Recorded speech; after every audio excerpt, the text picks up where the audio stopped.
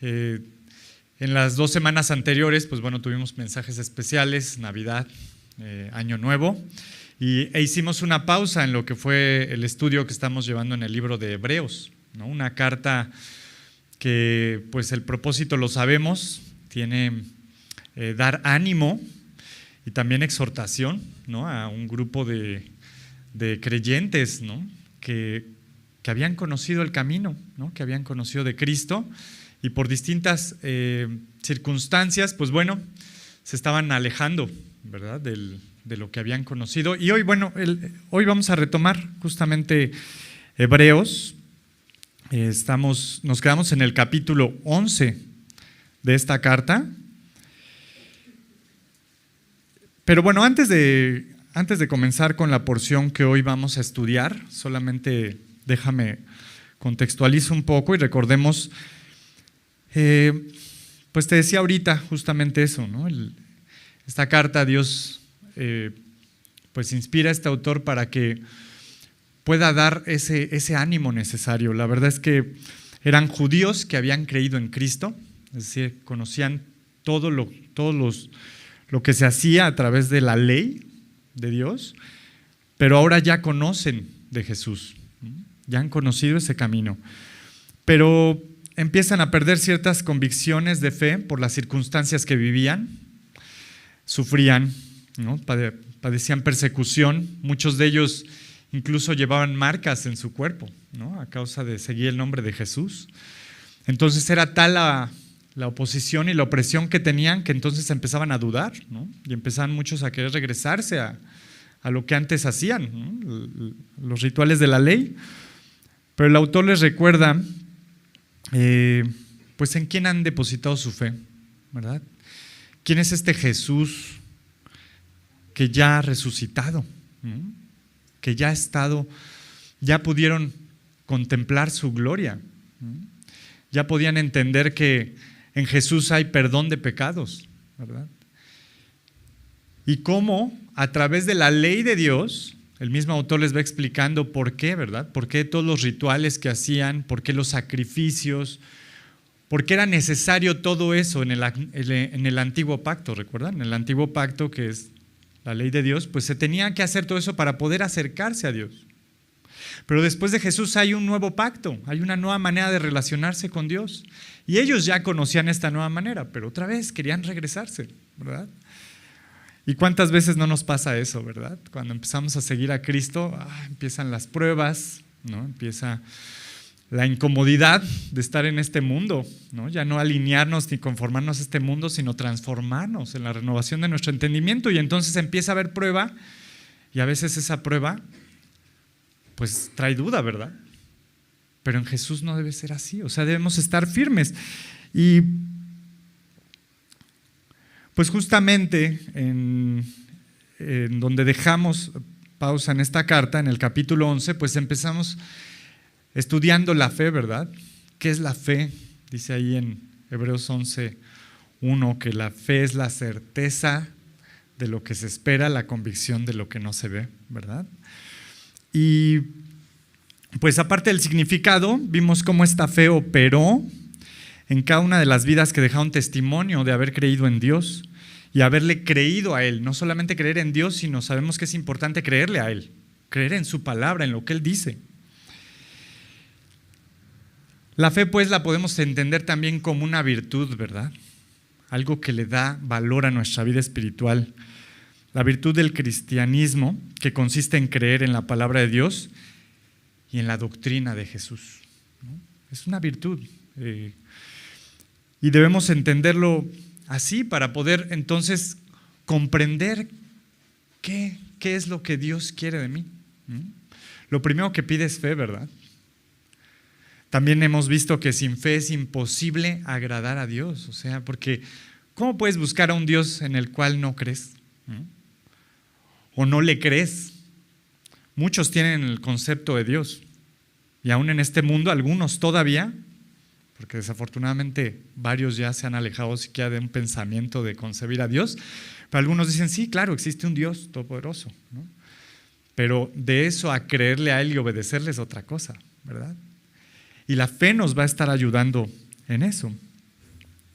Leía un comentarista acerca del concepto de la fe y dice que así como nuestra vista física es el sentido que nos da la convicción del mundo material, la fe es el sentido que nos da la convicción del invisible mundo espiritual.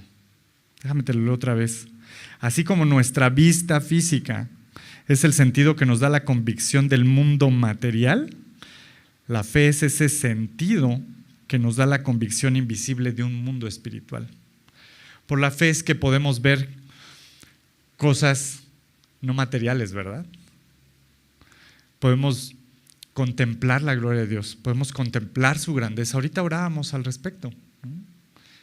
Y cantábamos, adorábamos a Dios por su grandeza, porque ni siquiera nos imaginamos cuán grande es Él, ¿verdad? Pero podemos contemplar su gloria por la fe. Por lo tanto, no se trata de sentimientos o emociones, eso es importante recordar. La fe no es sentir bonito, ¿no?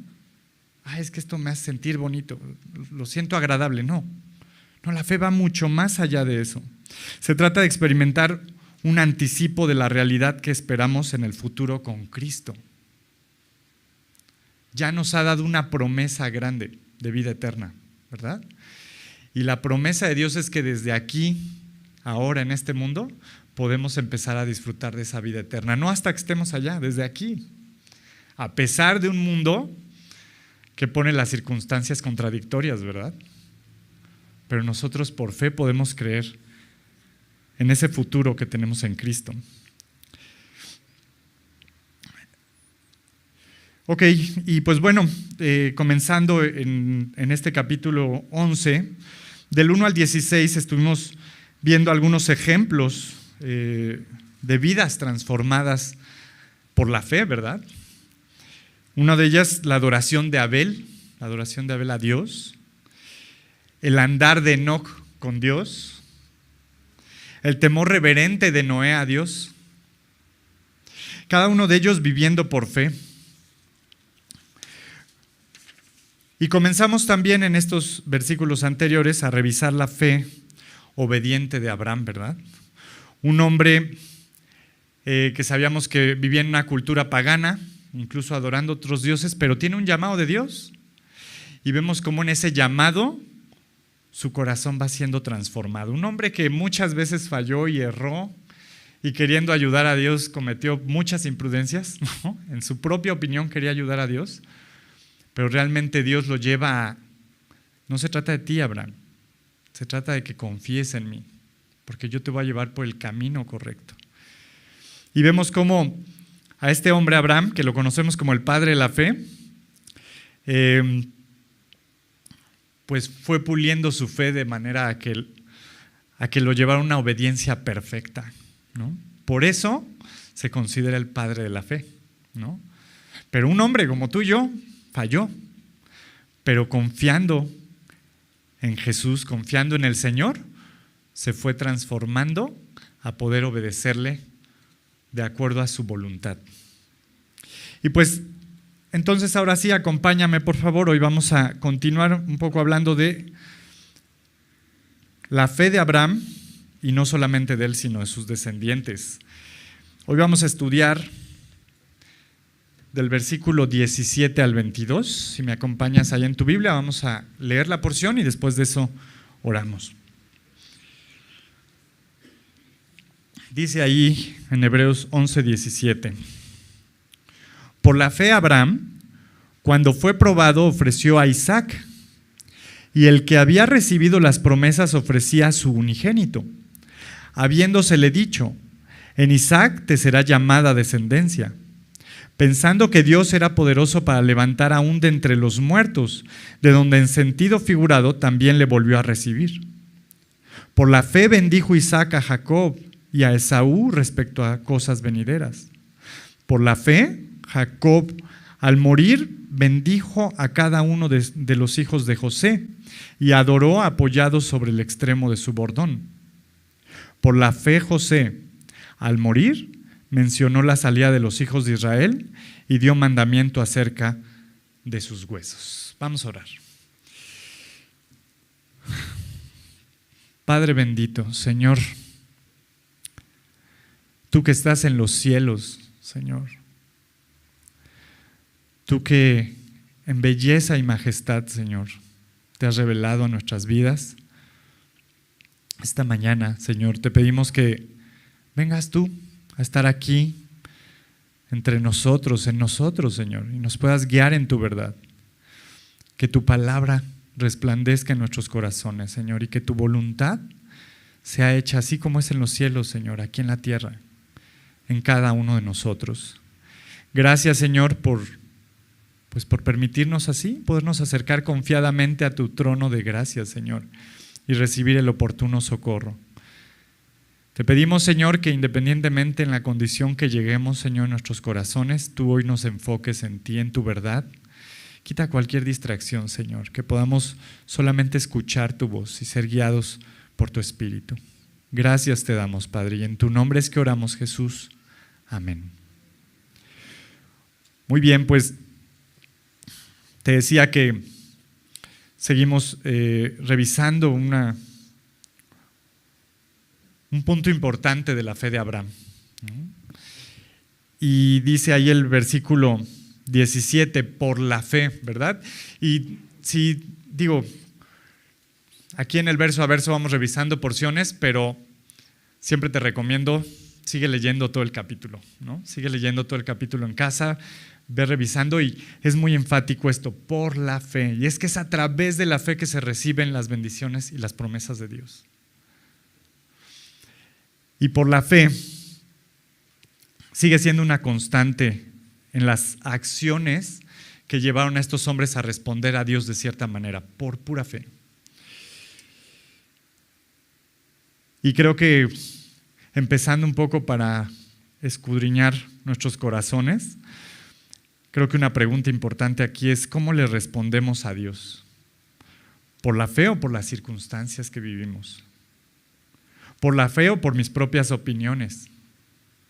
¿Por la fe o por los consejos de los hombres? Y aquí vemos a Abraham respondiendo por la fe.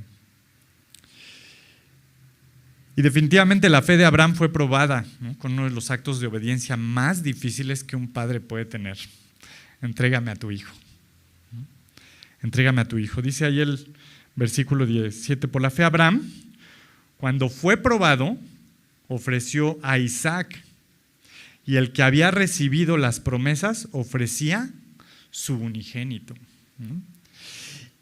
Dios le había prometido descendencia a Abraham, ¿verdad? Y a través de un hijo de su propia carne. Recordemos que Abraham era un hombre ya de avanzada edad, ¿verdad? Él y su esposa, de hecho su esposa era estéril, y en algún momento no creían que a través de ellos podría haber descendencia, ¿verdad? Incluso vemos cómo en esta prudencia de Abraham y de Sara quieren ayudarle a Dios, y entonces tiene un hijo con Agar, su criada, ¿no? Ismael, pero ese es un hijo no de la promesa, ¿verdad?, sino de la carne de Abraham. Pero aquí fíjate cómo está siendo su corazón probado, y además menciona solamente a Isaac.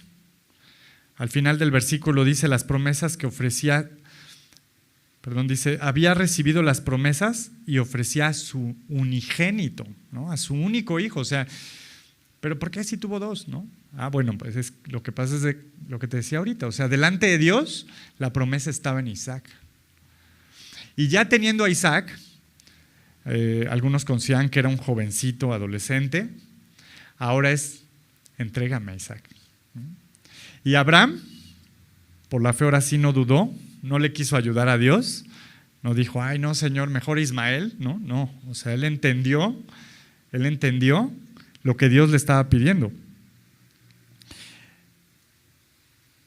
Ahora aquí podemos ver que en este momento la fe de Abraham fue lo suficientemente grande para saber que Dios cumpliría sus promesas sin importar lo que pasara. Entonces Abraham decide hacer esto, y para poderlo revisar un poco mejor, acompáñame, nos vamos a ir a Génesis 22, del 1 al 14.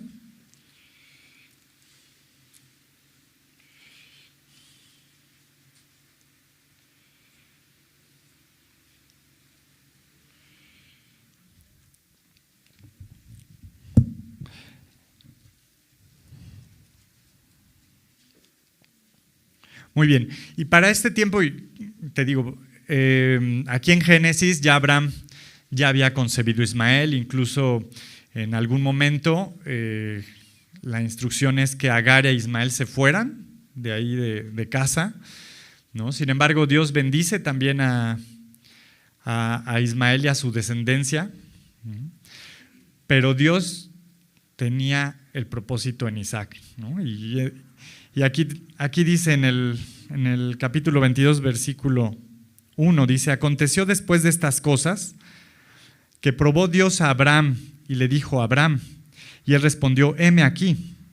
Y dijo: toma ahora tu hijo, tu único Isaac, a quien amas, y vete a tierra de Moriah, y ofrécelo ahí en holocausto, sobre uno de los montes que yo te diré. Y Abraham se levantó muy cerca de mañana, y enalbardó su asno, y tomó consigo 2 siervos suyos y a Isaac su hijo, y cortó la leña para el holocausto, y se levantó y fue al lugar que Dios le dijo. Al tercer día alzó Abraham sus ojos y vio el lugar de lejos. Entonces dijo Abraham a sus siervos: esperad aquí con el asno, y yo y el muchacho iremos hasta ahí y adoraremos, y volveremos a vosotros. Y tomó Abraham la leña del holocausto y la puso sobre Isaac su hijo. Y él tomó en su mano el fuego y el cuchillo, y fueron ambos juntos. Entonces habló Isaac a Abraham su padre y dijo: Padre mío. Y él respondió: heme aquí, hijo mío. Y él dijo: he aquí el fuego y la leña, mas ¿dónde está el cordero para el holocausto? Y respondió Abraham: Dios se proveerá de cordero para el holocausto, hijo mío.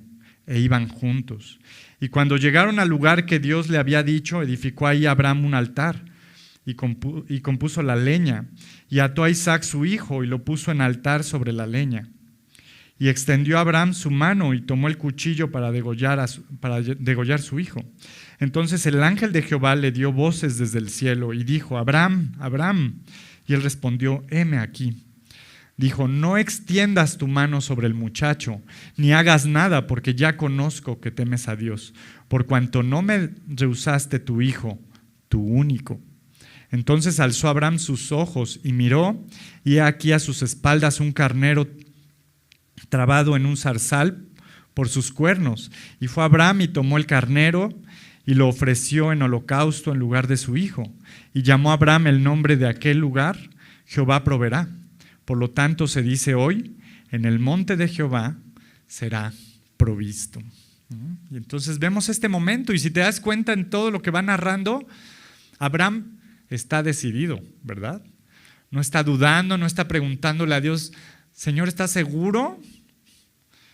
En algún momento sí, Abraham dudó de Dios, ¿verdad? Y le decía: ¿pero cómo? O sea, ¿cómo voy a tener descendencia? Antes de tener a Ismael, por ahí tenía un criado en casa. Generalmente en ese tiempo, si no tenían descendencia, los de casa podían tomar a alguno de sus criados y hacerlo heredero, ¿verdad? Entonces todavía Abraham le está dando propuestas a Dios: bueno, está él, lo podemos hacer heredero. Y le dijo: no, espera. Y estamos hablando de años, ¿no? Años en los cuales la fe de Abraham fue siendo pulida. Y ahorita vemos un Abraham decidido. De tal modo que él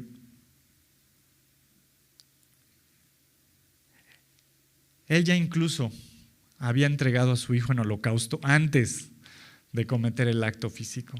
¿Sale? O sea, Abraham, desde que Dios se lo pidió, él ya llevaba en mente lo que tenía que hacer. ¿Sale? ¿Te imaginas eso?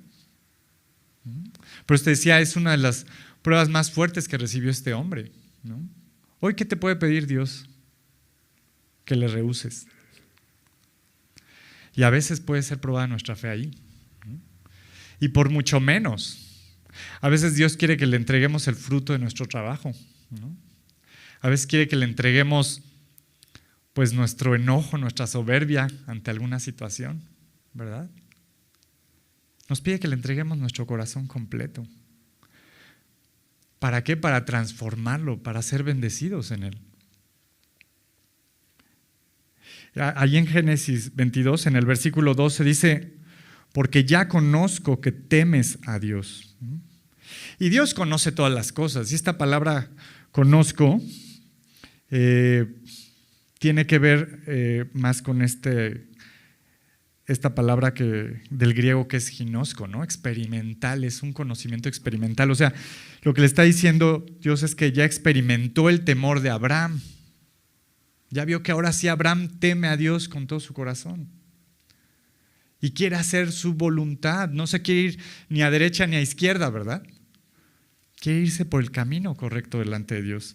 Aún con que le pidieran la vida de su único hijo, el de la promesa. No se puso a cuestionar a Dios así, ay Señor, ¿cómo es? Si fue el que me diste, me dijiste que a través del libro, y ahora me lo estás pidiendo.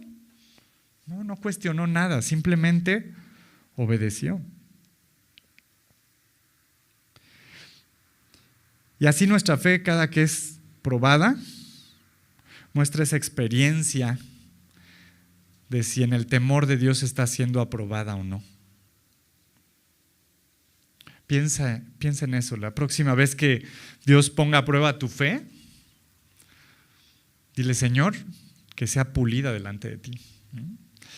Dice Pedro en una de sus cartas que es más preciosa que el oro, ¿verdad? Porque por la fe viene todo.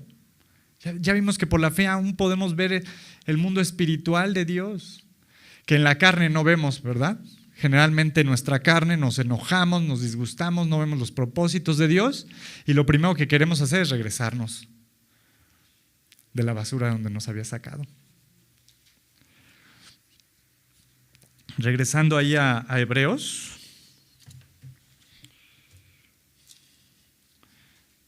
Hebreos 11, entonces dice, por la fe Abraham, cuando fue probado, ofreció a Isaac, y el que había recibido las promesas ofrecía a su unigénito, habiéndosele dicho, en Isaac te será llamada descendencia, pensando que Dios es poderoso para levantar aún de entre los muertos, de donde en sentido figurado también le volvió a recibir. Y podemos ver en el versículo 18, ¿no? Nuevamente hace énfasis el autor en que habiéndosele dicho, en Isaac te será llamada descendencia. Esto si lo quieres revisar después en casa, viene en Génesis 15:4, justamente cuando Dios le da esta promesa a Abraham, ¿no? Te levantaré descendencia y de ella vendrán multitudes. Dice el versículo 19, pensando que Dios es poderoso para levantar aún de entre los muertos, de donde en sentido figurado también le volvió a recibir. Te decía que Abraham ya estaba decidido. Esta palabra al inicio del 19 dice pensando, ¿no? Pensando. En la versión King James, en inglés, la palabra es accounting, la cual significa hacer un inventario o estimación. Y de repente es bueno, por eso cuando estudiamos la Biblia, ¿no? Vemos la profundidad a través de las palabras. Algunas traducciones favorecen más el sentido que otras, pero lo siguen diciendo ahí, ¿no? Pero vamos, no es que solamente lo estuviera pensando Abraham, sino que él ya había tomado una decisión haciendo una estimación, un inventario de todas las promesas que había recibido en Dios. Yo creo que para ese momento Abraham dijo, no, pues es que Dios no falla. Me dijo esto y lo hizo así. Me dijo esto otro y lo hizo así. Y cada una de las cosas que se le habían dicho a Abraham fueron cumplidas de acuerdo a la voluntad de Dios, no a la de Abraham. Para ese momento entonces él ya toma en cuenta, bueno, también esta palabra es tomar en cuenta o hacer un cálculo, ¿no? Esto significa que Abraham calculó la promesa de Dios, ¿se dan cuenta? Y decir, claro, si tú me lo estás pidiendo, es porque algo mejor vas a hacer, ¿no? Así de sencillo. No importa cuánto amo ahorita a mi hijo, no importa que ya me hayas dicho que a través de él me ibas a levantar descendencia, sino yo estoy calculando, Señor, que en tu fidelidad tú no fallas. Y aún si es necesario lo vas a levantar de entre los muertos. Es lo que nos está diciendo aquí el versículo. Por lo tanto, Abraham pudo ver que la promesa de Dios era digna de toda confianza, ¿verdad? ¿Y qué crees que ese Dios de Abraham es el Dios que hoy tenemos delante de nosotros? ¿Sale? Y es digno de toda confianza.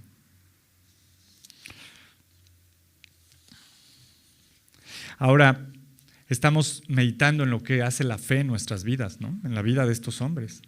O sea, tan poderosa es una fe genuina que aún cambia nuestra percepción de lo que vemos y cómo actuamos ante lo que vemos. Es importante, por eso es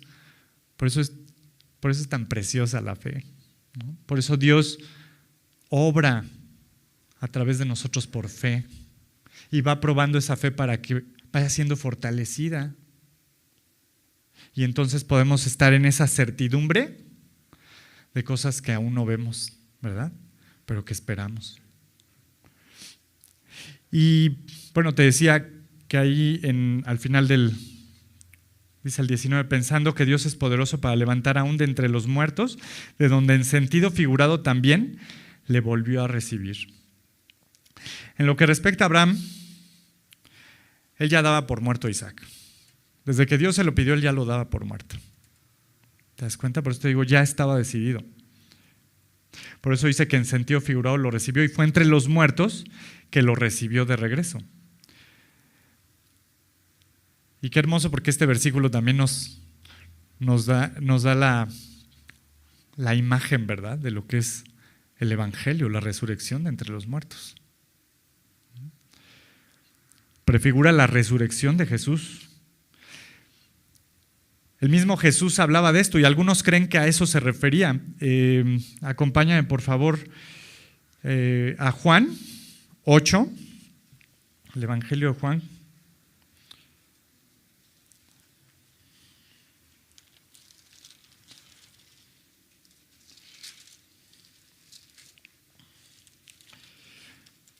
Capítulo 8, versículos 56 al 58.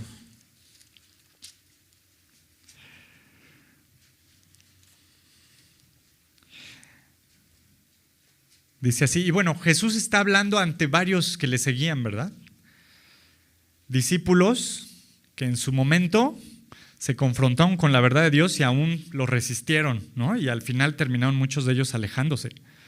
Pero Jesús les está hablando de esto, dice el 56 del capítulo 8. Abraham, vuestro padre, se gozó de que había de ver mi día, y lo vio y se gozó. Entonces le dijeron los judíos, ¿aún no tienes 50 años y has visto a Abraham?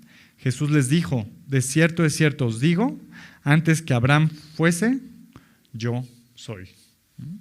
¿Qué le está diciendo? Por eso te digo que muchos piensan que cuando Jesús está explicando esto, está hablando de esta visión de Abraham, del evangelio, de la resurrección de los muertos, de que aún Dios tiene poder sobre la muerte, ¿verdad?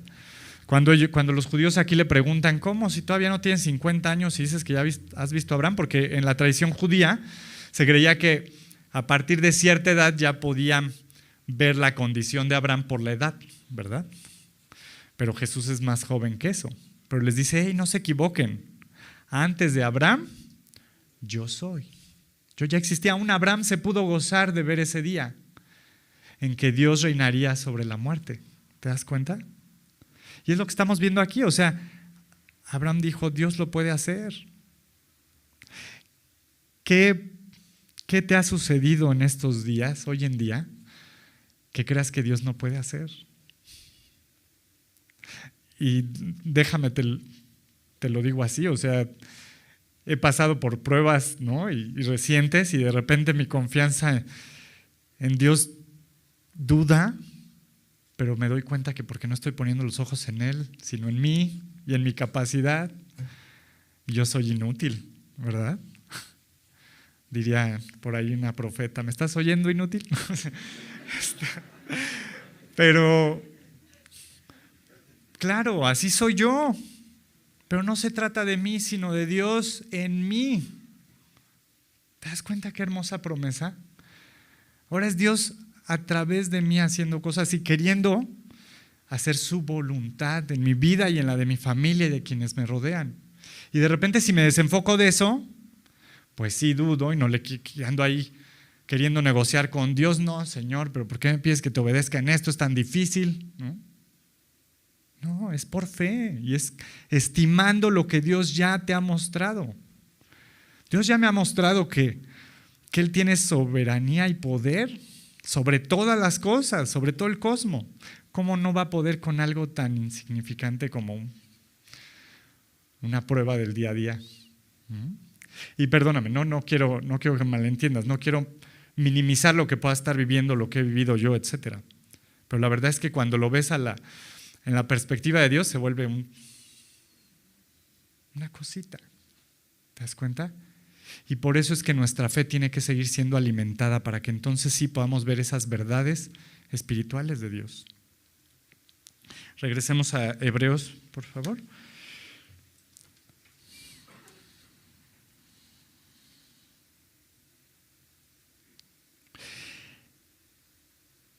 Y fíjate, otra vez, cuando Abraham fue confrontado con una promesa y una orden de Dios que parecía contradecirse en su momento, hizo lo que todos debemos hacer.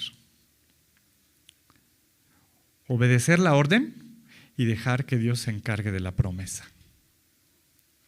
Cuando te encuentres con duda, con incertidumbre acerca de algo en tu vida, déjale a Dios la promesa y tú solamente cumple en la obediencia. Así.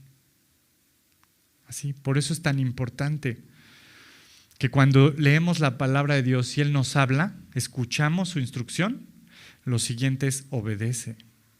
No le andes dando vueltas 40 años en el desierto, ¿verdad?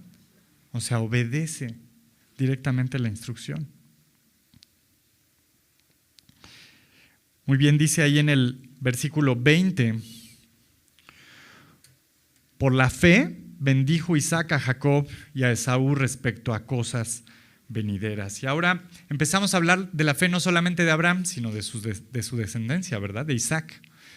También algunos piensan que Isaac, incluso cuando iban ya al momento del holocausto, donde su vida iba a ser entregada, pues que desde ahí él ya sabía que él iba a hacer el sacrificio y que realmente la pregunta era afirmar lo que él ya sabía que su papá quería hacer, ¿no?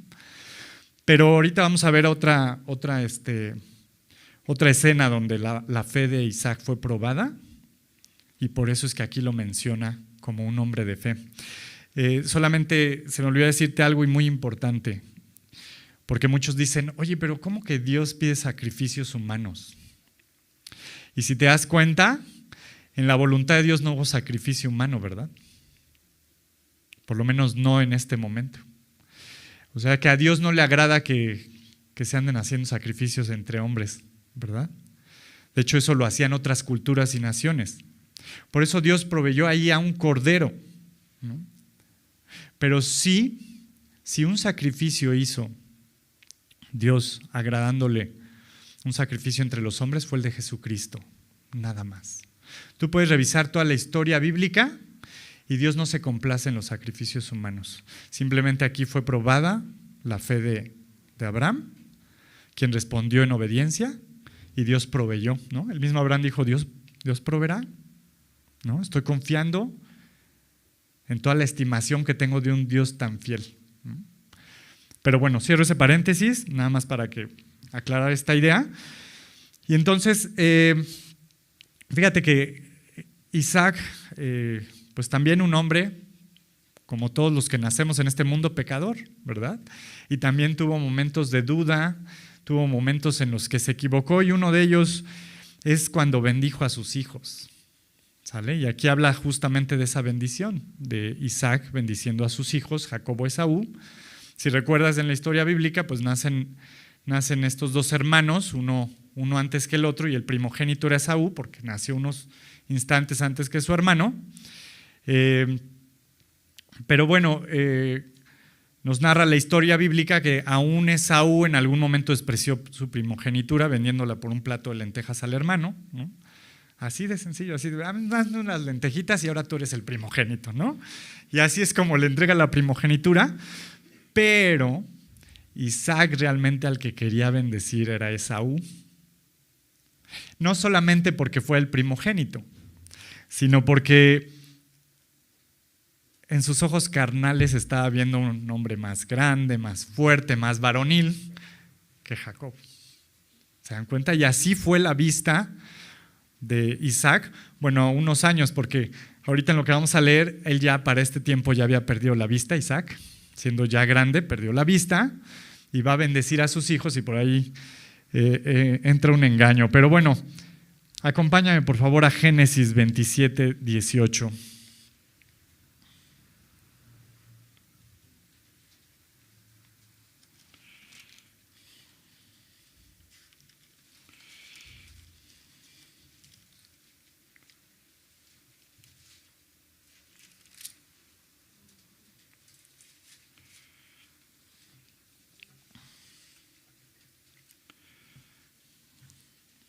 Digo, ya después lo puedes revisar completo en casa, ahorita por el tiempo estamos acotando unas partes, pero entonces te digo ya, es el momento en el que casi expira la vida de Isaac, ¿no?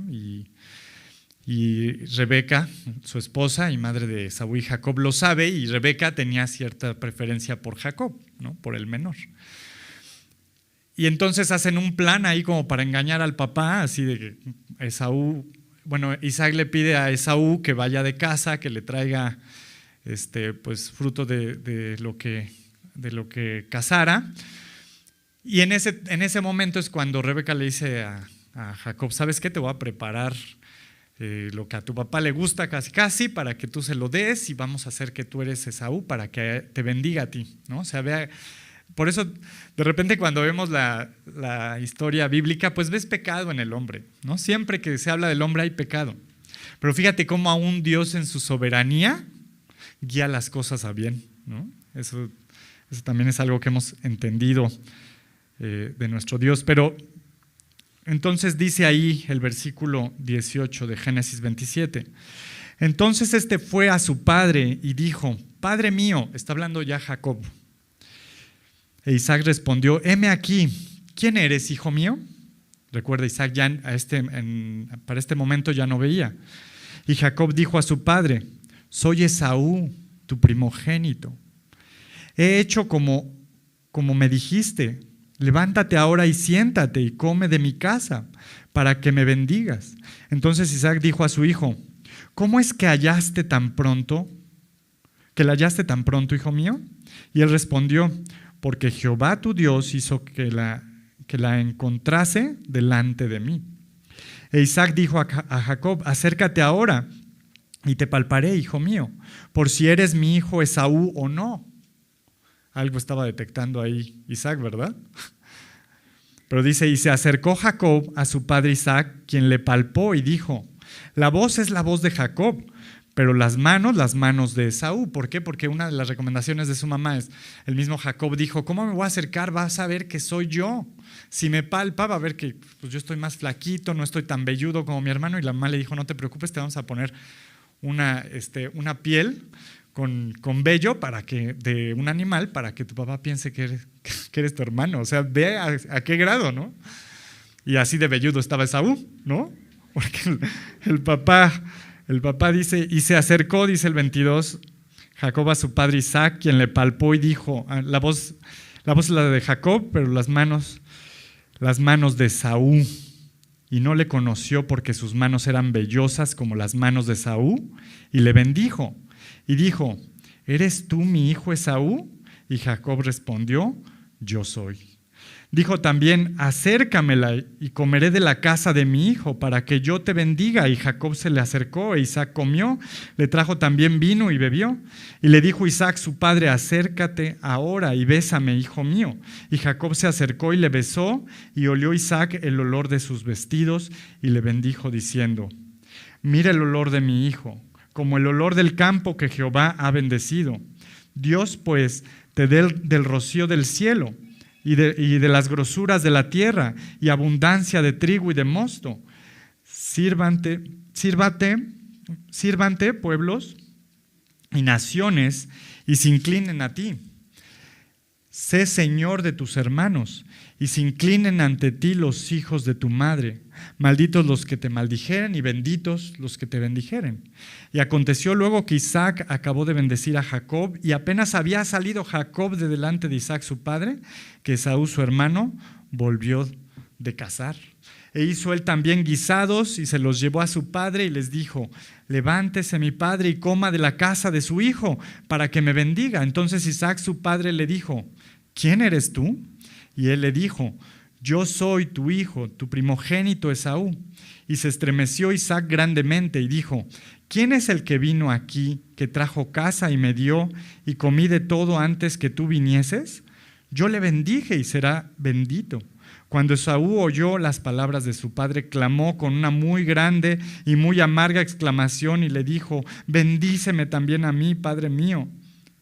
Y él le dijo, vino tu hermano con engaño y tomó tu bendición. ¿No? Y entonces, sópala, que se encuentra con esto Esaú, ¿no? Y fíjate ahora el corazón también de Esaú, ¿no? Ya, no, ¿por qué? Bendíceme a mí, no a él, ¿no? Cuando ya había vendido su primogenitura por un plato de lentejas, ¿te das cuenta? Pero dice entonces ahí el 35, y él le dijo, vino tu hermano con engaño y tomó tu bendición. Y Esaú respondió, bien llamaron su nombre Jacob. El nombre Jacob es el engañador, ¿no? Pues ya me ha suplantado 2 veces, se apoderó de mi primogenitura y he aquí ahora ha tomado mi bendición. Y dijo, ¿no has guardado bendición para mí? Isaac respondió y dijo a Esaú, he aquí yo le he puesto por señor tuyo y le he dado por siervos a todos sus hermanos, de trigo y de vino le he provisto. ¿Qué pues te haré a ti ahora, hijo mío? Y Esaú respondió a su padre, ¿no tienes más que una sola bendición, padre mío? Bendíceme también a mí, padre mío. Y alzó Esaú su voz y lloró. Entonces Isaac su padre habló y le dijo, he aquí será tu habitación en grosuras de la tierra y del rocío de los cielos de arriba, y por tu espada vivirás y a tu hermano servirás. Y sucederá cuando te fortalezcas que descargarás su yugo de tu cerviz, ¿no? Y entonces, finalmente, Isaac dice ahí que se estremeció, ¿verdad? O sea, dijo, ¿qué está pasando? Pero él se dio cuenta que no estaba pasando su voluntad, sino la de Dios. Y lo vemos en las bendiciones que hace, porque él bendice a Jacob dándole pues una bendición amplia, ¿verdad? Que le iba a ir bien, que iba a tener por servidumbre a sus hermanos y demás. Y con Esaú lo que hace ya es darle una bendición en la que lo sujeta incluso a servidumbre de su hermano. Estamos viendo la fe de Isaac, ¿verdad? Y te decía, aunque al principio se dejó llevar por su carnalidad al elegir en su mente a Esaú, después se entiende en la voluntad de Dios que Jacob era el que tenía que ser bendecido, el que Dios escogió, ¿no? Y diría uno, ¿pero por qué? Si él fue el que engañó, era el menos, ¿no? Dice en Corintios, ¿no? Que Dios usa lo vil y lo menospreciado de este mundo. Pero bueno, el tema no es ese, el tema es cómo operó la fe de Isaac. Entonces, Isaac se encontró en fe cuando se dio cuenta de que Dios cambió las circunstancias. Sí le causó sorpresa el engaño de Jacob, hasta nosotros, ¿verdad? Pero no cambió la voluntad de Dios, sino extendió su bendición a Esaú. No cambia la voluntad de Dios, o sea, permanece fiel a lo que Dios permitió, que fuera bendecido, su hijo segundo. Regresando ahí a Hebreos. Hebreos 20 otra vez, ¿no? Por la fe bendijo Isaac a Jacob y a Esaú respecto a cosas venideras, ¿verdad? Aún la fe de Isaac operó de tal manera que él vio el futuro de sus hijos, ¿no? En las bendiciones que acabamos de leer, Isaac ya vio el futuro de sus hijos. ¿Creyéndole a quién? A Dios, ¿verdad? No a las circunstancias. Porque las circunstancias eran adversas, eran engañosas, pero él confió en lo que Dios estaba haciendo. Y es por eso que está aquí, en el capítulo 11, que muchos lo consideran como el salón de la fama de la fe, ¿no? Algo así le dicen, no sé, pero porque son hombres de fe. Pero otra vez vemos pecado en estos hombres, pero también vemos una fe genuina en el Dios de la Biblia. Dice el 21, por la fe Jacob, al morir bendijo a cada uno de los hijos de José y adoró apoyado sobre el extremo de su bordón. aún Jacob, dice. Y Jacob, vamos, desde aquí vemos, tuvo una vida carnal, bastante fructuosa en su carnalidad, ¿no? O sea, falló muchas veces, aún se encontró en un momento peleando con Dios, ¿recuerdas? Cuando es lastimado de la cerviz, ¿no? Pero Dios vio algo en él, vio fe. Por eso Jesús dice, le preguntaban, ¿cuánta fe, Señor? ¿Cuánta fe? Como un grano de mostaza. Para mí eso es suficiente porque voy a obrar. Y si es genuina esa fe, y si cae en un corazón fértil, va a crecer, ¿no? Va a crecer de una manera impresionante y va a dar fruto. Todos estos hombres muestran eso. Empezaron por poca fe en Dios, pero fue creciendo, fue siendo probada. Ahora, para el tiempo en el que habla de Jacob, también ya era un hombre de avanzada edad. Recordemos que en la historia bíblica, pues bueno, Jacob tuvo a sus 12 hijos, 13, ¿no? En total, y José fue este hermano, el favorito de Jacob, ¿te das cuenta? También tuvo un favorito Jacob, que fue menospreciado por sus hermanos al grado de venderlo. Por provisión de Dios llega a Egipto y allí es usado grandemente no solamente para bendecir a la nación donde vivía, sino para bendecir a la nación de donde iba a haber descendencia para el pueblo de Israel, ¿no? Porque después de un tiempo manda a traer a Jacob y a sus hermanos a Egipto, en un tiempo de hambruna en aquella región, y ahí es donde prospera la nación de Israel, ahí es donde crece realmente, se convierte en un gran pueblo. Y vamos a revisar rápidamente, ahora acompáñame por favor a Génesis 48.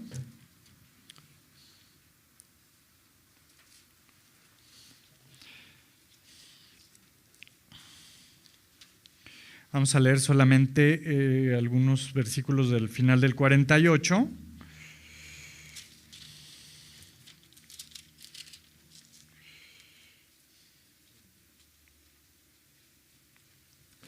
Ok.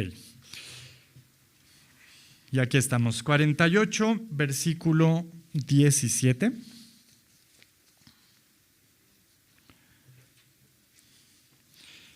Y en este momento ya Jacob se encuentra pues delante de José. José le trae a sus hijos, a Efraín y Manasés, Efraín como el primogénito, y fíjate, pasa algo similar. Al momento de la bendición también Jacob dice que ya no veía bien y le ponen a Efraín a su derecha y a Manasés a su izquierda. Y lo lógico es que hiciera esto para bendecirlos, ¿no? Era muy importante la derecha porque se reconocía la primogenitura. Efraín era el primogénito. No es cierto, espérenme, estoy diciéndolo al revés. Perdonen, está al revés, Manasés y Efraín, ¿no? Manasés era el primogénito y entonces Saúl al bendecir hace esto, ¿no? O sea, invierte las manos. Y a José como que eso le molesta un poco y dice, ¿por qué los estás bendiciendo así?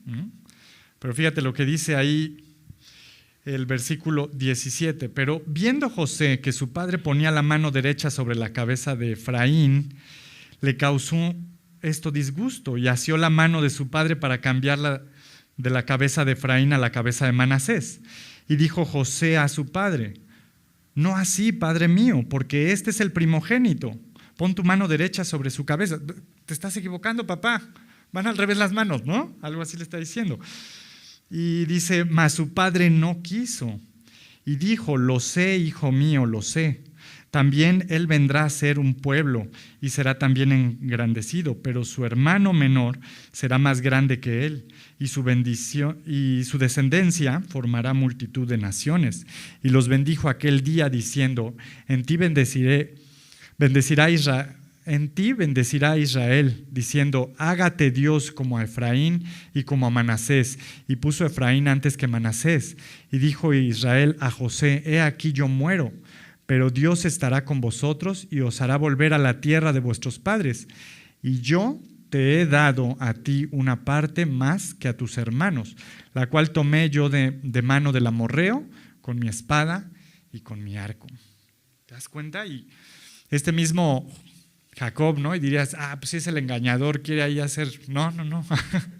Para este tiempo ya es un hombre que está confiando en Dios.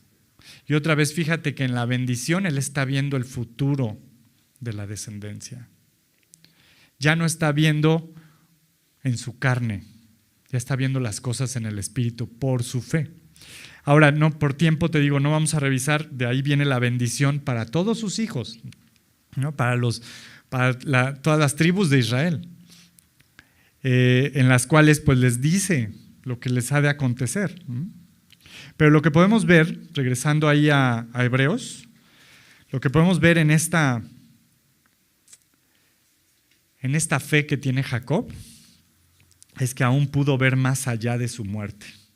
Otra vez, cambió la manera de concebir aún la primogenitura de Manasés y anteponer al segundo, a Efraín.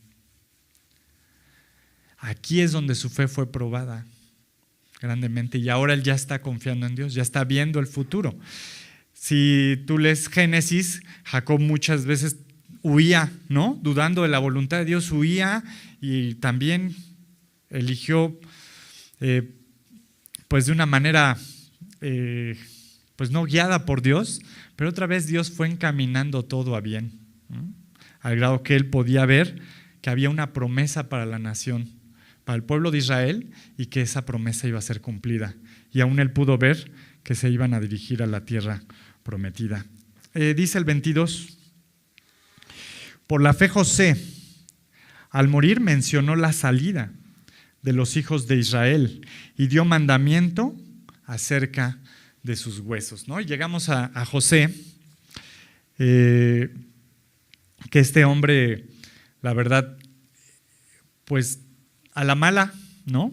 Fue conociendo los propósitos de Dios en su vida, y lo he dicho ahorita, y en palabras de José dice, ¿no? Todo lo que ustedes obraron a mal, Dios lo usó para bien, ¿verdad? Todo lo que le habían hecho sus hermanos, todo lo que le hizo la esposa de Potifar, todo lo que él pudo haber vivido de malo en su vida, entendía que Dios lo usó para bien. Y ahora su fe en la promesa de Dios es tal que hace mandamiento acerca de sus huesos. Y es que dijo esto, digo, lo puedes revisar ya después con calma en Génesis 50, en el versículo 24 dice, ahorita por tiempo ya no vamos, pero menciona la salida de los hijos de Israel de Egipto. O sea, fíjate cómo otra vez, por la fe ya está viendo las promesas de Dios. Él sabe que llegan a Egipto con un propósito, pero no se iban a quedar ahí. Iban a ser libertados, ¿verdad?, de la esclavitud de Egipto. Pero dice, entonces no quiero que me entierren aquí. Mis huesos se los van a llevar y los van a enterrar en Canaán, en la tierra prometida. Ahora, cuando José murió, nunca fue sepultado, ¿no? Lo sabemos. Su ataúd estuvo sobre el suelo por alrededor de 400 años hasta que fue llevado de regreso a Canaán. Y todos estos años fue un recordatorio, ¿verdad?, silencioso para todos los del pueblo de Israel de que tenían que regresar a la tierra prometida. Y seguramente cuando veían ahí un ataúd, ¿y cuándo no? No, es cuando lleguemos a la tierra prometida. Y cómo Dios a veces también quiere dejarnos recordatorios, ¿no? Así, algo que pasa en tu día a día, en tu vida, que es, no te conformes a este mundo, no eches tierras, no eches raíces en esta tierra. Somos extranjeros y peregrinos. Estamos esperando una tierra celestial, ¿no? Nada más déjame recordarte, lo vimos en versículos anteriores, ahí mismo en Hebreos 11, pero versículo 13 dice, conforme a la fe murieron todos estos sin haber recibido lo prometido, sino mirándolo de lejos y creyéndolo y saludándolo y confesando que eran extranjeros y peregrinos sobre la tierra. Porque los que esto dicen claramente dan a entender que buscan una patria, pues si hubiesen estado pensando en aquella de donde salieron, ciertamente tenían tiempo de volver, ¿verdad? Pero dice ahí, pero anhelaban una mejor, esto es celestial, por lo cual Dios no se avergüenza de llamarse Dios de ellos, porque les ha preparado una ciudad. Recuerda eso. Dios tiene para nosotros preparado una morada celestial, ¿no? Y por muchas comodidades que te ofrezca este mundo, no se van a comparar con una vida eterna, disfrutando de la presencia de Dios. Recuerda que desde aquí y ahora podemos irnosla saboreando por la fe. Y cuando nos falta fe, es cuando no nos saboreamos esa vida eterna, ¿verdad? Cuando nos lamentamos y sufrimos y clamamos en dolor y amargura, y entonces no apelamos a ese Dios bondadoso que lo que quiere es que disfrutemos de su presencia, de la comunión con Él. Y ya para concluir, solamente déjame decirte, y regresando a este significado de la fe, ¿no? Recordemos que es algo que comienzo a experimentar cuando obedezco y confío en Jesús, que provee un cimiento sólido, ¿no? El autor de Hebreos le está hablando a aquellos que habían creído en Jesús como el camino, la verdad y la vida, ¿verdad? Nosotros estamos en esa misma condición. Estamos en este tiempo en el que fue inaugurado el reino de los cielos en esta tierra. Vino Jesús, murió en esa cruz, inauguró su reino. Y estamos en este periodo hasta que su reino sea consumado, cuando Él regrese. Y en este tiempo, la invitación para todos nosotros es vivir por fe. Vivir por fe.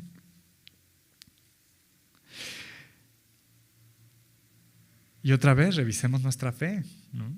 ¿Cómo nos lleva nuestra fe a actuar hoy en día? ¿Cómo tomo las decisiones en este mundo a partir de esa fe? ¿Cómo es mi obediencia a las cosas e instrucciones que Dios me ha dado?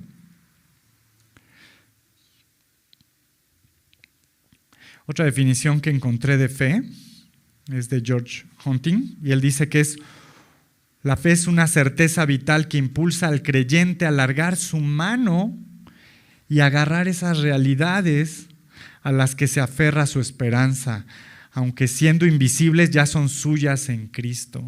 Jesús resucitó y esto es una gran verdad.